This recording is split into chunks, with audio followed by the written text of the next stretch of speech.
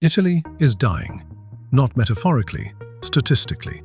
In 2024, it recorded fewer births than in any year since the nation was founded in 1861. Its population is projected to lose 13 million people by 2080. On paper, it needs immigrants to survive.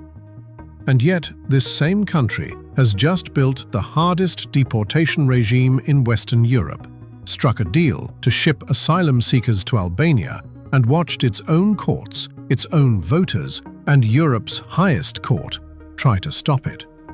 To understand why Italy is doing both at once, you have to start with a number almost no one mentions. For most of the last decade, Italy was Europe's open wound on migration. The central Mediterranean route, the stretch of sea between Libya, Tunisia, and the Italian island of Lampedusa, became the busiest and deadliest migration corridor on Earth. And in 2023, it broke every record. Around 157,000 people reached Italian shores by boat that year, a jump of more than half on the year before. Lampedusa, an island of 6,000 residents, took in more migrants in a single week than it had population. The images went around the world, and inside Italy, they landed like a political earthquake.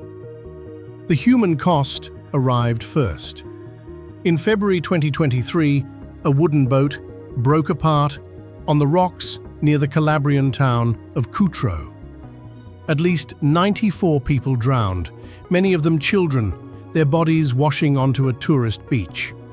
It was the kind of tragedy that, in another era, might have softened a country's heart. Instead, it hardened its politics. The government that had taken office just months earlier, led by Giorgia Meloni and her Brothers of Italy party, drew a different lesson. The only humane thing, they argued, was to stop the boats from leaving at all. What followed was a machine of deterrence, built piece by piece. The so-called Cutro Decree stripped back a form of humanitarian protection that had let tens of thousands stay, and lengthened the time migrants could be held in detention. A second decree went after the rescue ships. NGO vessels that pulled people from the water were now ordered to sail to a single assigned port after one rescue, often a harbour far up the Italian coast, days away, instead of staying at sea to save more. Captains who disobeyed faced fines and the seizure of their ships. Human rights groups called it a policy of engineered drowning. The government called it border control. But Meloni understood something her predecessors had missed. You cannot stop boats from the beaches of Italy. You have to stop them from the beaches of Africa. So the real strategy moved offshore, into deals with the countries the migrants were leaving. In July 2023, the European Union, with Meloni as its driving force, signed a memorandum with Tunisia worth €675 million, a chunk of it earmarked to fund the Tunisian Coast Guard to intercept boats before they ever reached open water. Italy leaned harder still on Libya, continuing to bankroll and train a coast guard that pulls migrants back to detention centers the United Nations has compared to torture camps. The results, measured in the only metric Meloni cared about, were dramatic. Arrivals collapsed. From the record 157,000 in 2023, sea crossings fell to around 66,000 in 2024, a drop of nearly 60% in a single year. The government held the number up like a trophy. Deterrence, they said, worked. Critics pointed out that the fall came at a hidden price. People were not choosing to stay home, they were being trapped in Libyan cells or drowning out of sight in waters where no rescue ship was allowed to wait. But the political message was unmistakable, and it traveled. Rome had found a formula, and other capitals were watching. At home, the crackdown kept escalating. By early 2026, Meloni's cabinet was advancing a bill that would let the Italian Navy blockade migrant vessels for up to 30 days on the grounds of a threat to public order, a step that pushed the country toward openly turning boats away at sea. Each move was met with lawsuits, with warnings from Brussels, with condemnations from the same human rights bodies that had failed to stop any of it. And each move only seemed to make the government more popular. Meloni had discovered that on migration, defiance was not a liability, it was the entire brand. Yet all of this, the decrees, the deals, the blockades, was still just the visible layer. Stopping boats made headlines, but it did nothing about the millions already inside the country, or the deeper question of what Italy owed the people it could not send back. To answer that, Meloni reached for the boldest and strangest idea in modern European migration policy. She decided to build a piece of Italy in another country entirely. The idea was called the Albania Protocol, and when Italy signed it in November 2023, most of Europe treated it as theatre. The plan was audacious to the point of absurdity. Italy would build 2 detention centres not in Italy, but across the Adriatic in Albania, a non-EU country, and ship certain male asylum seekers there to have their claims processed offshore. Meloni's ally, the Albanian Prime Minister Edi Rama, framed it as a favour between friends. Meloni framed it as the future. The centres at Shengin and Gyada were designed to process up to 36,000 people a year, at a cost estimated at more than 800 million euros over 5 years, around 7 times what an equivalent facility would have cost on Italian soil. Then reality arrived. The first group of 12 men was ferried to Albania in October 2024. Within days, a court in Rome refused to validate their detention, and they were brought straight back to Italy. It happened again with the next group and the group after that. By early 2025, 3 transfers had been attempted, 73 people moved, and every single one had been ordered back onto Italian soil by Italian magistrates. The centres, built for tens of thousands, had held fewer than 100 people in total, and now sat empty on the Albanian coast. A monument, critics said, to a policy that did not work. The legal noose kept tightening.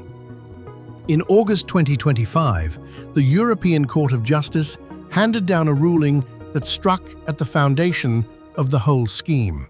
A government, the court said, could not simply declare a migrant's home country safe, with a few convenient exceptions, in order to fast-track a rejection.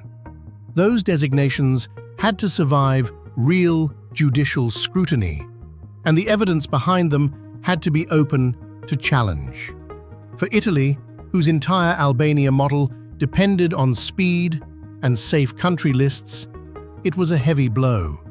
Meloni's office fired back that unelected judges were trying to dictate policy on migration, and that Europe's courts were sabotaging the fight against illegal immigration.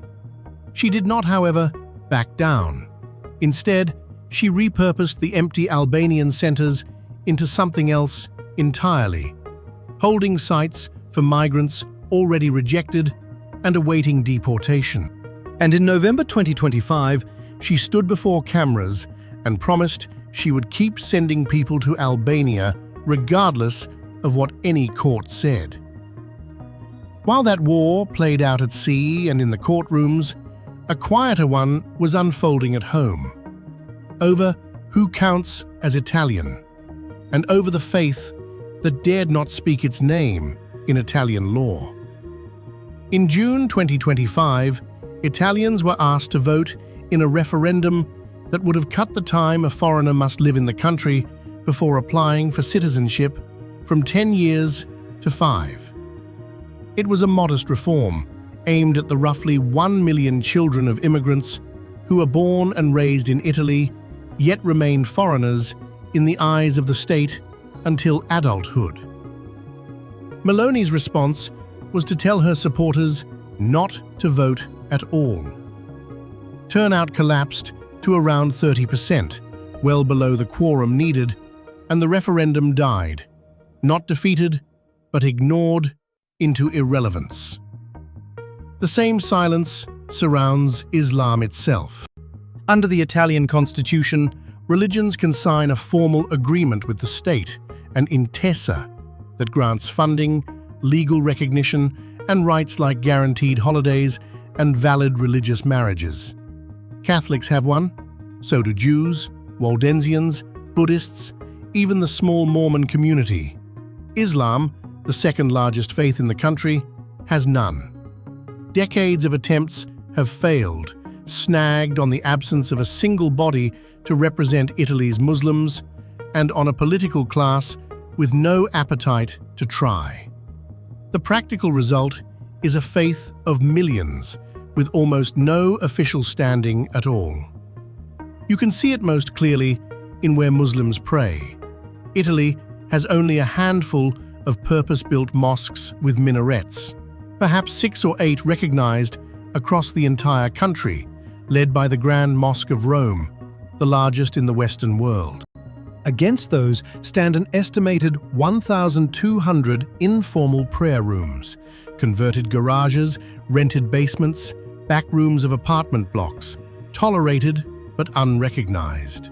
When the region of Lombardy tried to choke off new mosque construction with a planning law in 2015, it took the Constitutional Court to strike the harshest parts down.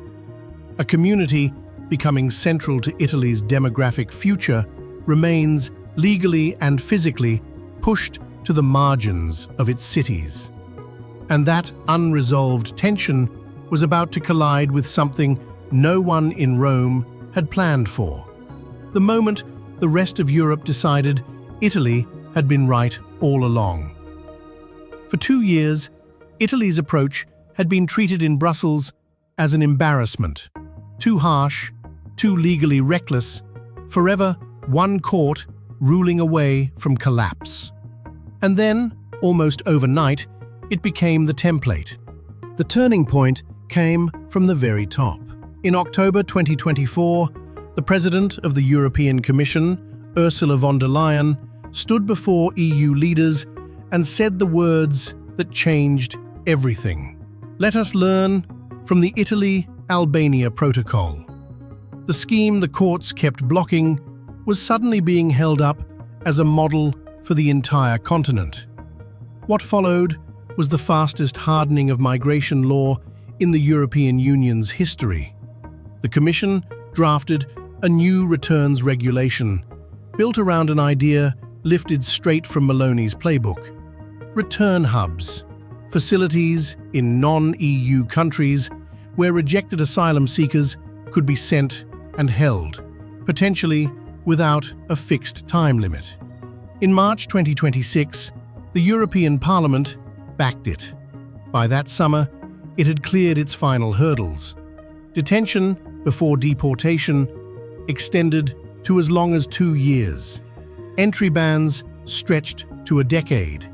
The automatic pause on removals during appeals stripped away.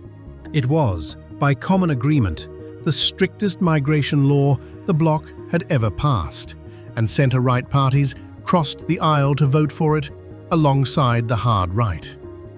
One of Meloni's own allies put it plainly. The Meloni government's line, he said, has become the European line. It did not stop with Rome and Brussels. Denmark and Sweden had already driven their arrival numbers to historic lows. At least 5 countries, Germany, Austria, the Netherlands, Denmark, and Greece, began exploring their own deals to host migrants in third countries, most of them in Africa, each one an echo of Albania. Internal border checks, once unthinkable inside Europe's passport-free zone, went up across Germany, France, Austria, the Netherlands, and beyond, and stayed up. In early 2025, Germany's mainstream conservatives passed a migration motion with the votes of the far-right AfD, shattering a taboo that had held since the war. The map of European politics was tilting, country by country, toward the position Italy had staked out first and defended longest. And yet, here is the part the triumphant headlines leave out. In the very same stretch that Italy was celebrating its offshore centers and its collapsing arrival numbers, Meloni's government quietly approved something that seemed to contradict everything it stood for. A new immigration plan opened the door to roughly 500,000 foreign workers over 3 years, with more than 160,000 permits for 2026 alone. The country that was building blockades and deportation hubs was, at the same time, advertising for 500,000 newcomers to pick its fruit, staff its care homes, and keep its factories running. It had no choice. The births were not coming. The workers had to come from somewhere. This is the knot at the heart of the whole story, and it is the knot the rest of Europe is now tying around itself.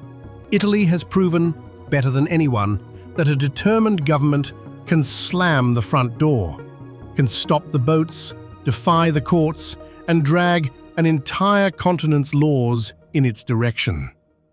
What it has not found, what no one has found, is a way to escape the arithmetic underneath. A society that stops having children either accepts strangers or slowly disappears. Meloni can deport the people who arrive without permission. She cannot deport the empty cradles, the shrinking towns, the pension bills coming due. So, the shift underway in Italy is not really about whether the door is open or shut.